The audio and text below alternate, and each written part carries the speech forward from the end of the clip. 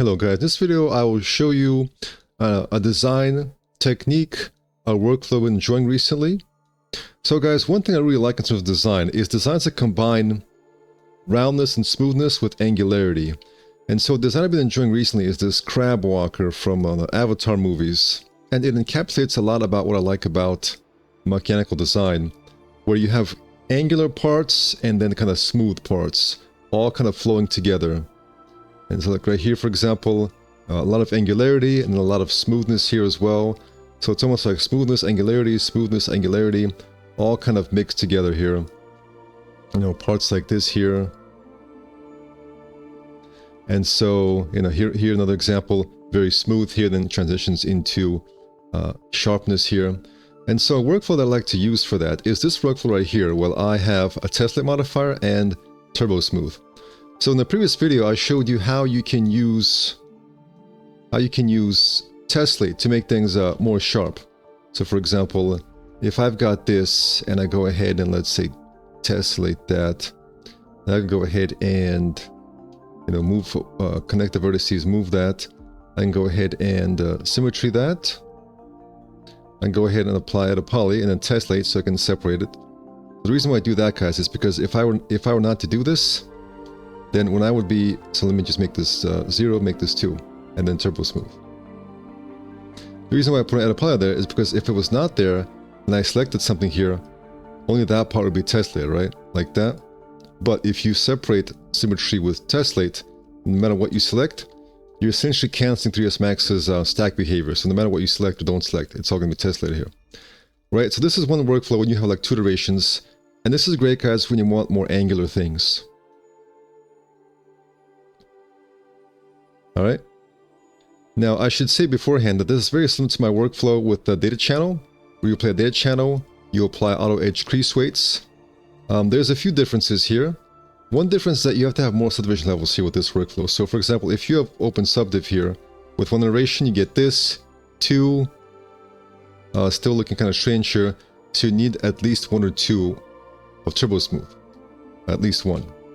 So this means you need 3 levels of subdivision here. 2 or 1 with open subdiv and then 2 or 1 with turbo smooth. So if you have 1, for example, for open subdiv, you need 2 with turbo smooth. Whereas if you're just using this workflow here, you only need turbo smooth 2 iterations. Number 2, this one does not catch all of the areas here, because remember, data channel, the way it works, this one, the way that auto edge crease weights works is that it kind of tries to capture areas that are already kind of sharp here. Whereas with the tessellate right here, so I got tessellate using the square one, 0 tension, 1 iterations, is that it makes everything evenly kind of square. So it catches pretty much all areas here. So you may be wondering, what's the purpose of this? Well, the purpose of this is that it makes things more angular, and it helps you to catch certain details which you would not catch. So this is of course not for all workflows, guys. If you want something to be very smooth, this is not the workflow for that. However, if you do want something smooth, here's what I do. For example, here I have this piece right here, and I do want this to be smooth. So what I'll do, for example, is I will work with this to design things, and then at the end, for example, I'll apply the poly, and I'll go in here, and I can, for example, let me just, what I would do here, for example, is I'll just kind of remove a lot of this. And I would just, regularize that to make it smooth. So once I've got the angularity, I can then go in here and smooth things out, you see? So I can fix things later on.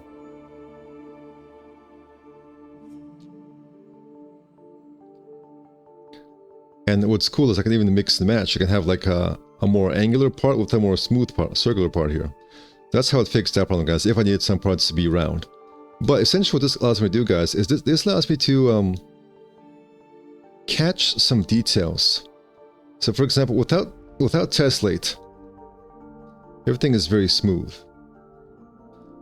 Right, like this. So I'll need to go in here and, add a lot more loops here, and always be working with the loops and things like that. But with tessellate, it allows me to see possibilities for details that I otherwise would not see. For For example, notice how right here, it makes things a little bit sharper.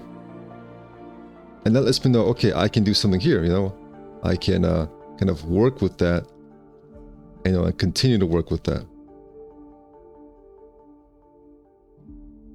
So guys, my workflow tends to be kind of very, I guess you could say, sloppy and chaotic, where I just kind of do that and then see, okay, what if I just hinge from edge? What if I just scale that, you know? So it's a workflow where I essentially just explore the possibilities of shapes here.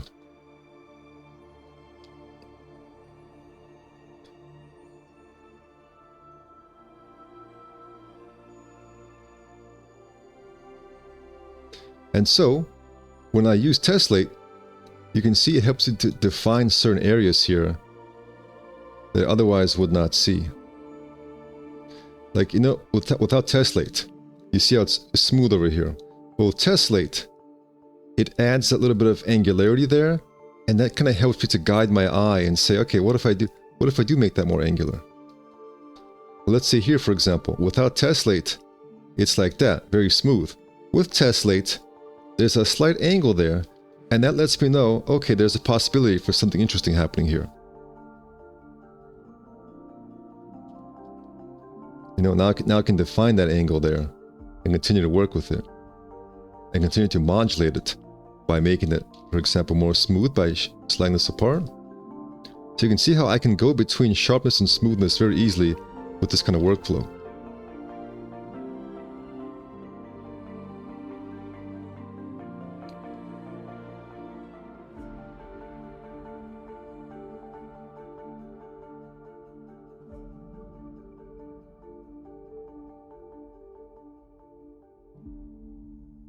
Now I can move this here a little bit. So you're able to see, guys, how I'm able to, this workflow really helps me to plan out these things. It's like right now it would just be a little bit too smooth here. Tessellate kind of gives that just perfect amount of angularity here. You know, like some details that would normally be just round here, and you know, maybe you want them round, but maybe you want them to be more angular. And tessellate gives you that option to see without having to worry about anything else, creases or anything else like that, or support loops.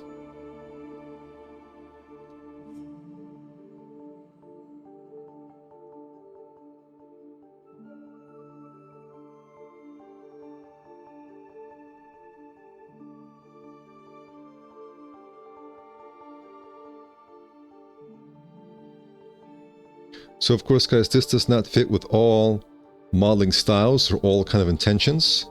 Maybe you do want an object to be very angular, or maybe you do want it to be very smooth. But if you want something in between, guys, I find that if you just plop in a little bit of tessellate modifier on there, you can do the trick into helping you to just see the design potential.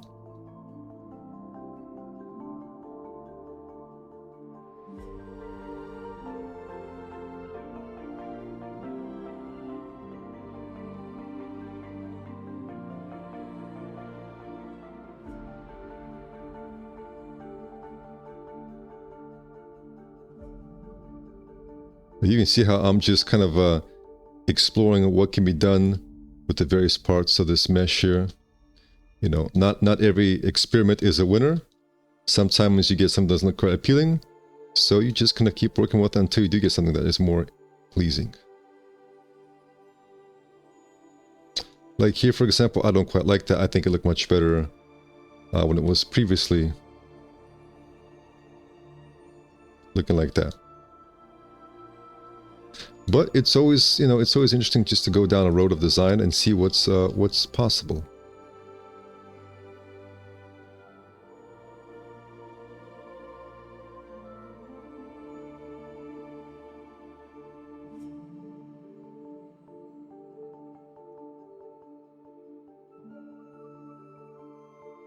You can see I'm not too concerned about fixing bad topology at this point, because I like to design first and fix up the topology later. And also, I'm now kind of more into concept design, which is just like exploring shapes and not so much the final topology. So what I enjoy doing here is just exploring where the design can go here.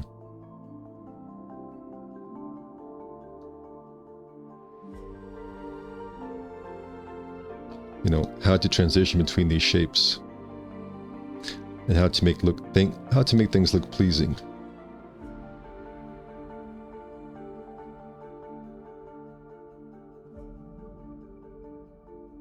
And how to really go in between sharpness and smoothness and different shapes here to create a nice design.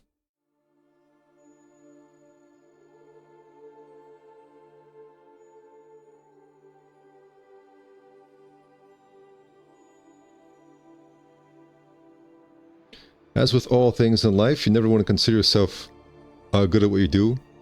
You always want to have a very low opinion of yourself, because the moment you think that you're good at something is the moment you stop growing. So no matter how good you may become or how good people say you are, it's always good to think of yourself as worthless, because that allows you to always just be open to improving.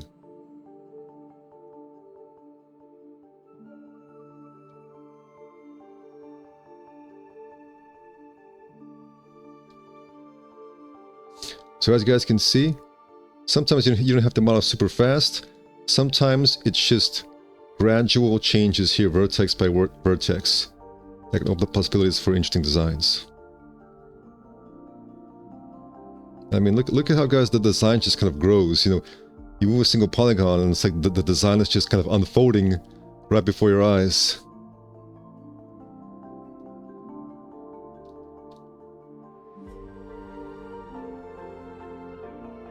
You know, as I get older, I see myself more as like Bob Ross, just let's paint a happy little tree over here. Let's paint a happy little bush over here. Let's extrude a happy little edge over here. Let's connect some nice little edges here.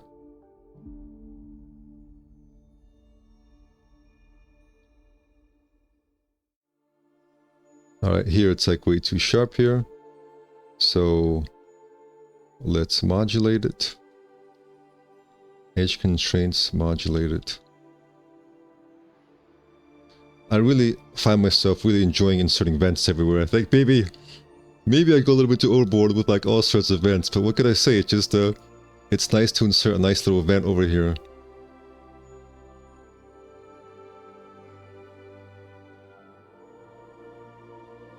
Maybe people can look at my design and say, why does this guy have like 100 vents?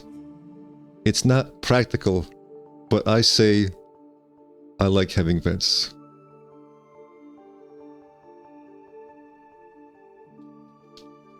And then the planar, make planar just to kind of make it flat here.